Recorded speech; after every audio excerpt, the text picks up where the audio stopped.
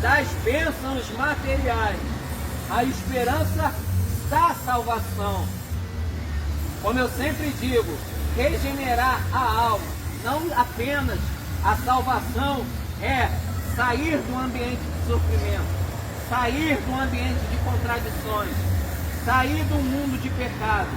Não, a salvação é tudo isso, porém ainda tem mais. A salvação diz de mudança de caráter, diz, mesmo sendo pecadores, de renunciarmos aos nossos pecados, de dizer não para os nossos pecados. Por isso que essa não é uma palavra comum, não é uma palavra de homem. Quando dizemos da salvação, da esperança, da regeneração da nossa alma, até o dia onde vamos se encontrar com Jesus nos ares. Essa é a bendita esperança.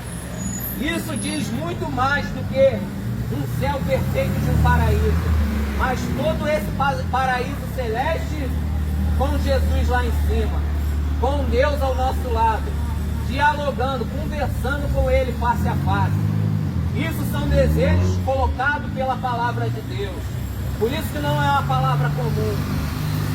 Se eu for comparar os desejos do céu, de conhecer a Deus, comparar com os desejos terrenos, nenhum desejo da terra vai satisfazer, vai preencher o meu coração, porque a terra ela é insuficiente. Mas eu desejo estar com Deus. O meu desejo é que você vá morar no céu comigo. Existe algum bem em mim, alguma obra de caridade que me fez conquistar o céu? Não. Pelo mérito de Cristo. A Bíblia Sagrada diz que é por graça. Graça significa dádiva não merecida. Aquele favor que nós não merecíamos, Jesus conquistou quando Ele morreu. Foi castigado no meu e no seu lugar. Enfrentou, sofreu a nossa morte para que nós tivéssemos a vida dele aqui na terra. Jesus disse: aquele que crê em mim, eu e o Pai viemos dele e faremos dele morada. Vocês não vão ficar órfãos, mas eu rogarei ao Pai que envie um outro Consolador. Paulo diz: o Espírito Santo que habita em vós. A vida de Deus em nós é o Espírito Santo. Lucas vai dizer sobre a bendita pessoa do Espírito Santo. Lucas vai dizer sobre o Espírito de Cristo. É o Espírito do Senhor Jesus Cristo. Cristo, Salvador. Jesus, aquele que tem poder para salvar. Desejos no meu e no seu coração. Qual tipo de desejo tem passado pelos nossos corações? É retórico, você medite nisso. Qual é o desejo que está em primeiro lugar no meu e no seu coração? Se são desejos que não vai preencher a vontade de Deus, estamos fora, erramos o alvo. Mas se é um desejo do bem em Cristo, se é um desejo de estar com Deus, se é um desejo de buscar a santidade, logo nós vivemos com o Senhor Jesus, vivemos com Cristo.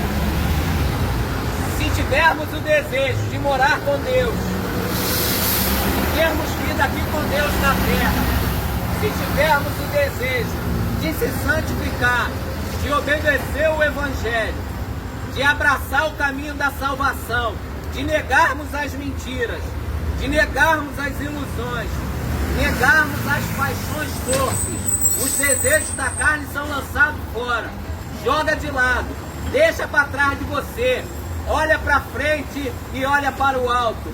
Paulo ele disse: eu não julgo ter alcançado a perfeição, disse Paulo. Ele disse: eu não julgo ter alcançado, mas uma coisa eu faço, deixando as coisas que para trás ficam, isto é, aquilo que não é eterno, pecados, virtudes passageiras, e tomando posse daqui diante de mim estão aquelas que estão diante do caminho da salvação, na vida dele, um sal.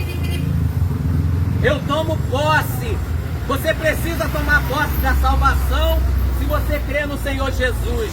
Eu tomo posse pelo prêmio da soberana vocação. O que é vocação, pregador?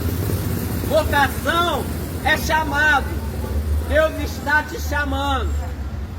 Buscai ao Senhor porque Ele está te chamando. Se achegue para Deus porque a voz dele está na terra. Ouça a Deus porque o coração do ser humano se alimenta de outras coisas. Mas a voz de Deus te chama para te libertar e me libertar. Conversão de alma. Trocar o coração, o sentimento, a vontade, os desejos. Desejar agora viver eternamente, isso deve estar em primeiro lugar. É para isso que Deus te chama. Deus te chama para morar no céu. Fé não teórica não existe. Fé, a firme convicção do Deus invisível, do Deus que é poderoso para salvar e que nos proporcionou isso por meio do Senhor Jesus. Essa é a mensagem, essa é a reflexão. Jesus olhando para a tua vida, vendo eu e você, e nós podemos assim habitar eternamente com Deus. Jesus nos fazendo vencer os nossos pecados. Jesus nos fazendo vencer a morte. Pensou nisso, amigo? Jesus nos fazendo vencer a morte. Por que a morte, pecador? Morreu, acabou? Não. Depois que morre, desencarna e fica como uma alma penada? Não. Morreu, está como um espírito solto aqui na terra, resolvendo assuntos pendentes ou karmas negativos? Não. Morreu desde Gênesis a Apocalipse, período de Noé, cadeia espiritual, Tártaro, fundo do poço do abismo. Na época dos salmistas, 1000 anos antes de Cristo, morreu. Os mortos não sabem o que acontece neste mundo, no mundo dos vivos. Morreu, prisão espiritual. Novo Testamento, Evangelho de Jesus Cristo, Jesus disse: o cativeiro da morte foi levado junto com Cristo diante da pessoa de Cristo. Uns morreram em Abraão pela fé, Jesus restaurou e fez vencê-los à morte por causa do poder da fé.